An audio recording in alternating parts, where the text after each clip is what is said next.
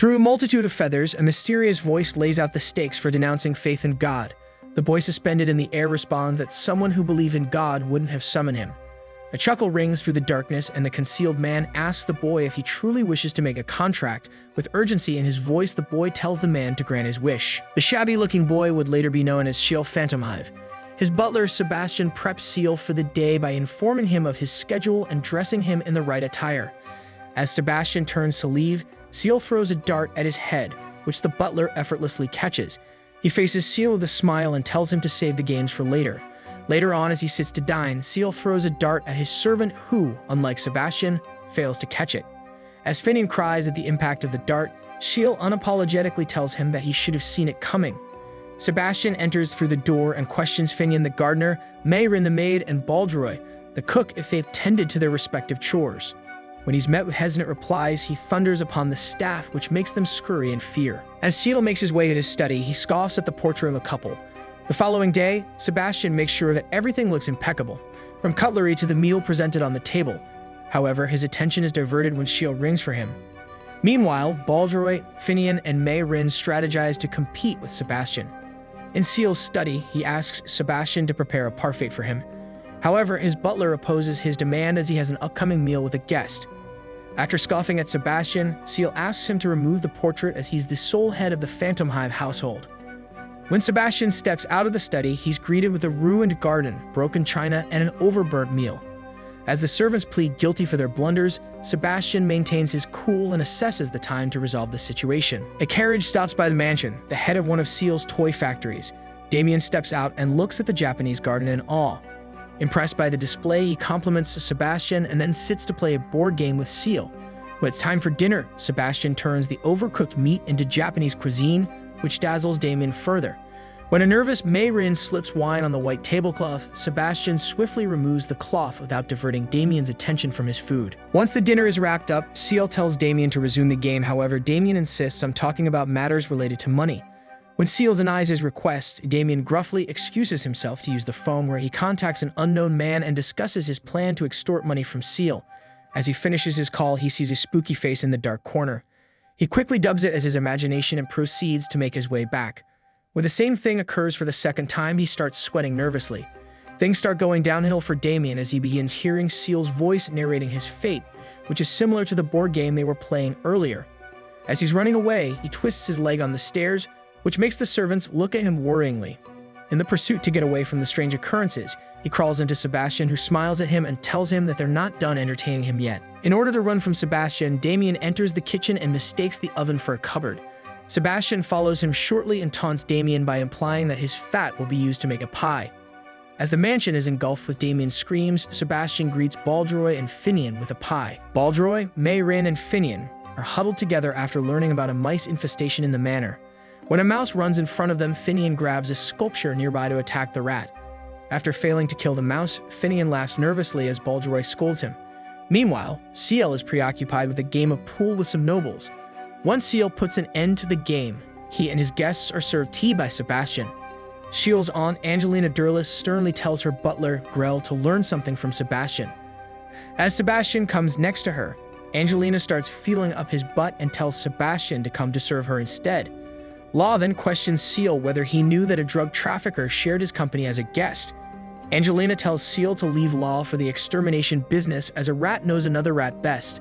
As an argument breaks out between Law and Angelina, Seal retires to his room in annoyance. However, just as he reaches inside, he's kidnapped by an unseen attacker. When Sebastian comes to deliver Seal's afternoon tea, he finds the room completely disheveled. As someone who knows about his priorities, Sebastian disappointedly says to him that the tea will now go to waste. In another mansion, Azzurro Vanel, a drug dealer for the Italian mafia, tauntingly tells a bruised-up Seal that it's hard for Italians to run a business, and that's what the drugs are for. However, Seal calmly replies to him that it is the Queen's decree to ban drugs. After Azzurro mocks him and his countrymen for following the Queen, he asks Seal to cooperate with him. Seal smirks and tells him that he has informed his servants to deliver the key of the storehouse to the authorities in case he doesn't return. Azzurro quickly discards his sweet tongue and threatens Seal that he has already appointed his men to take out his servants. When Seal remains unaffected, Azzurro kicks him and signals his men to commence the blood work. At the manor, a sniper aims at Sebastian and Mayrin, but misses them both by the hair. As Mayrin falls on Sebastian, Sebastian calmly asks her to give him the note that was addressed to him. As Sebastian reads the note that explicitly demands the key to the storehouse for Seal's safety, the guests in the manor clamor around him upon hearing the gunshot. After assuring the guests, Sebastian orders the staff to clean up and hands them the pie in his hand. Before Baldroy can question if he can eat the pie, Sebastian takes off to rescue Seal. While driving the car, Azuro's men inform him about the failed mission. As Azuro is cussing him out, he hears his men shriek in pain. Sebastian then takes the phone and states that he's looking for Seal. After Seal lets out a bark, Sebastian says he's coming. To extort information on Azuro from his men, Sebastian balances the car on a hill. As the terrified men give him what he needs, Sebastian jumps off the car, which leads to a car crash. On Azuro's order, his minions guard the door, yet Sebastian manages to slip past them and later faces them with silverware. When he finally makes it to the room where Seal is kept, he offers the key to Azuro. However, he's bamboozled by numerous gunshots. As Sebastian falls to his death, Azuro laughs in victory and taunts Seal. In an annoyed voice, Seal tells Sebastian to stop playing around. Much to everyone's horror, Sebastian gets up and coughs the bullets out. With great force, he redirects those bullets at Azuro's men. A scared Azuro threatens to kill Seal, but Sebastian and Seal pay no mind towards Azuro.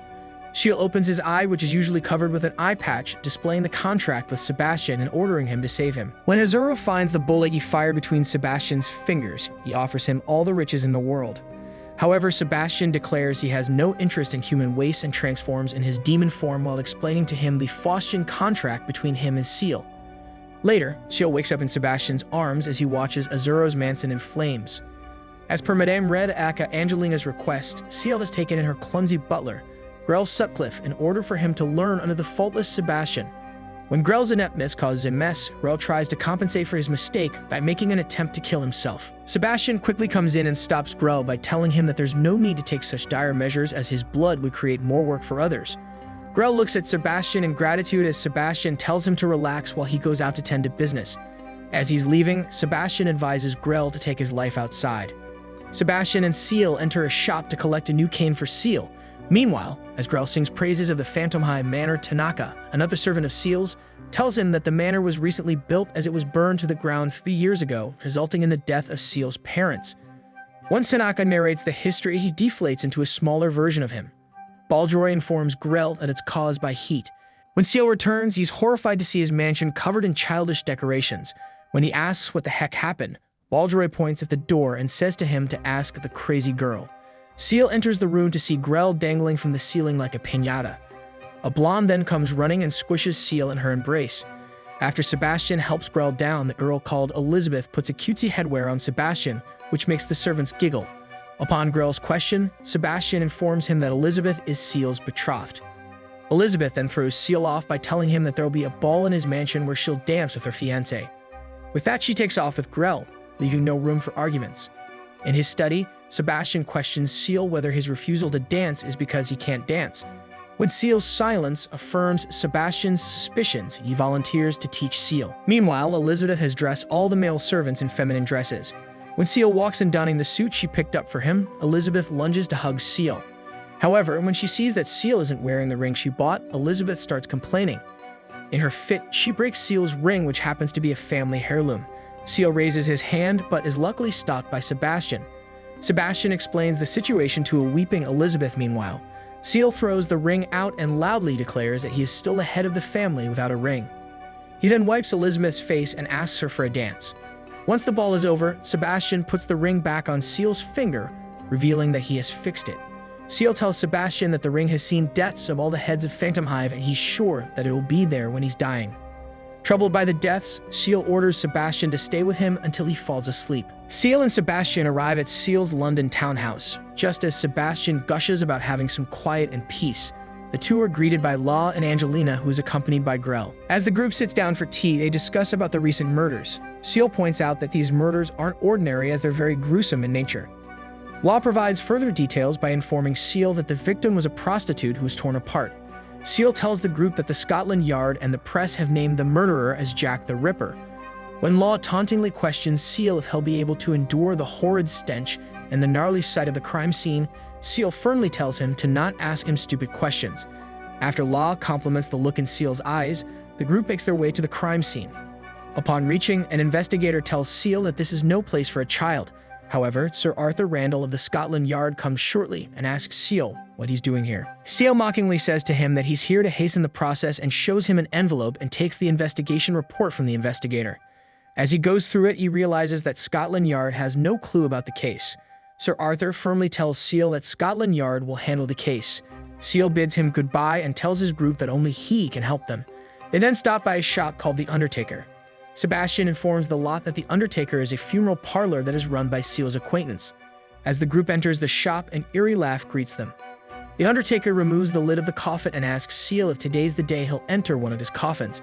However, just as Seal is about to reveal his business, The Undertaker puts a finger on his lips and replies that he knows why he's here, as he made the victim's corpse beautiful. When Law offers money for information, Undertaker firmly tells him that he has no desire for coins.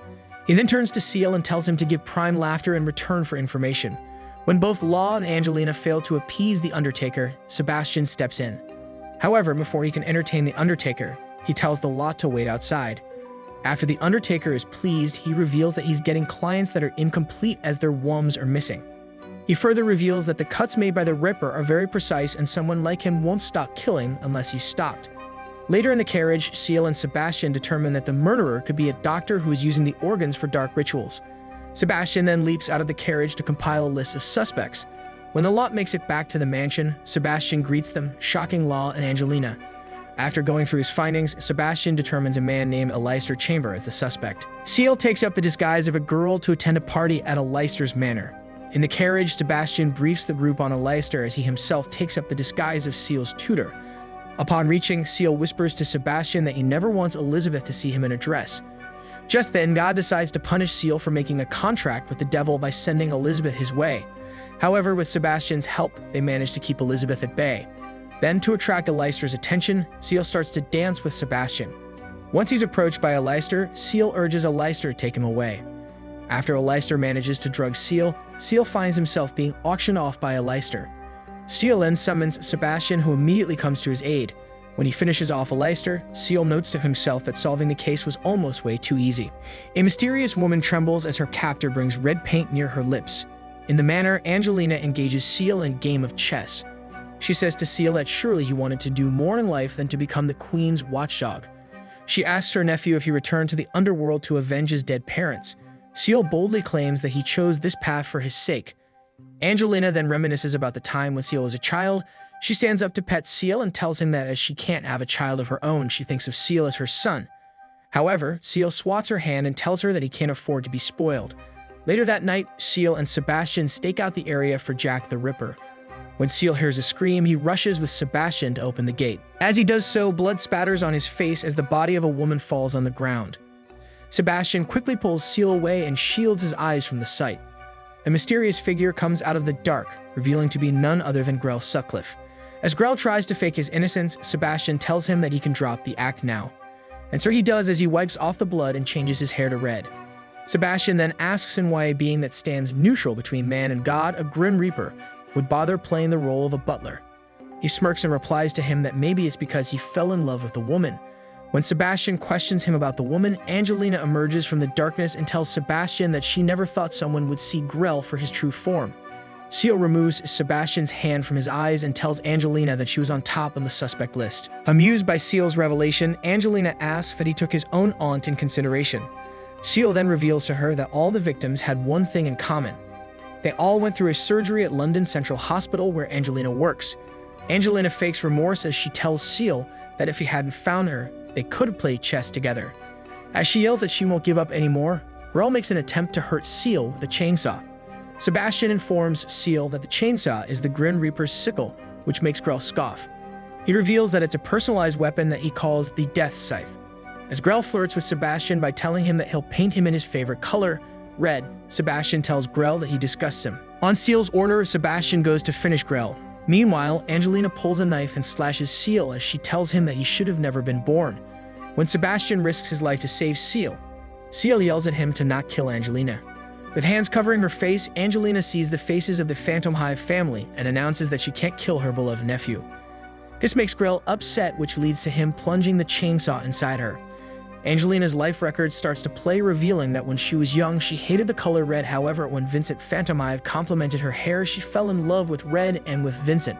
Unfortunately, her life crashes down when Vincent marries her sister, Rachel. Angelina chooses her path by marrying a random man, but before she could have his baby, tragedy strikes again and she's met with an accident along with her husband. When she wakes up, a doctor informs her that her husband died on impact and her uterus was removed in order to save her life. As she leaves the hospital to visit her sister, she sees the manor engulfed in red flames. When Angelina returned to work, she was greeted by women who wanted abortions. This made her furious as they were willing to discard something that she could never have. She then took the role of Jack the Ripper, and that's when she met Grell. As Seal closes her aunt's eyes, he orders Sebastian to finish Grell. Grell starts his chainsaw and tells Sebastian that he'll send them both to heaven. Sebastian smiles at him and tells him that heaven and him are strangers. As Sebastian and Grell fall in combat position, Grell manages to fight Sebastian whilst flirting with him. As he gushes about their forbidden love, Grell brings his chainsaw and delivers a deep wound. When Grell excitedly waits for Sebastian's cinematic record to play, he's deeply unamused and annoyed to find out mundane life events on the record. Sebastian regains his footing and tells Grell that the rest will cost him. As Grell lunges to attack him, Sebastian dodges the attack and sighs in disappointment due to his ruined appearance. He takes off his coat and darkly says to Grell that he was hoping he wouldn't have to use this trick. Grell smiles and tells Sebastian to say his goodbyes. As both of them jump in the air to attack each other, Sebastian lodges his coat inside Grell's chainsaw, making it useless. As they descend from the roof to the ground, Sebastian brings Grell's chainsaw to finish him once and for all. To save his life, Grell desperately offers to identify the person that killed Seal's parents. However, he's ultimately saved by another Grim Reaper called William T. Spears. When Grell looks at William with hope, William gives a good punch to Grell and informs Sebastian that he has to take Grell back on account of violating his duty as a Grim Reaper. As the two supernatural beings exchange words, they politely berate each other. After telling Sebastian that it feels disgusting to apologize to a demon, William drags Grell by his hair. Sebastian throws Grell's chainsaw at William, who skillfully catches the weapon with his 2 fingers. The next day, everyone's gathered for Angelina Derlis's funeral. Seal in all his glory walks in to put a red coat on Angelina's white dress. He whispers that the color of passion suits her and bids her goodbye. Later, Sebastian and Seal meet the Undertaker near Mary Jane Kelly's grave, the last of Jack the Ripper's victim. The Undertaker comments how Seal was kind-hearted enough to ask him to prepare Mary's grave. This enrages Seal as he tells the Undertaker that he isn't kind-hearted as he didn't prioritize saving Mary or Angelina and simply executed the task given to him by the Queen. The Undertaker then mocks Seal's loyalty to Queen Victoria and leaves by saying that Sebastian and he are always welcome in his shop. When they're both alone, Sebastian repeats the Undertaker's compliment as he didn't take out his gun to kill Angelina even when he had the chance to. Seal then counters him by telling him that it is his job to protect him. He then orders Sebastian to never betray his trust.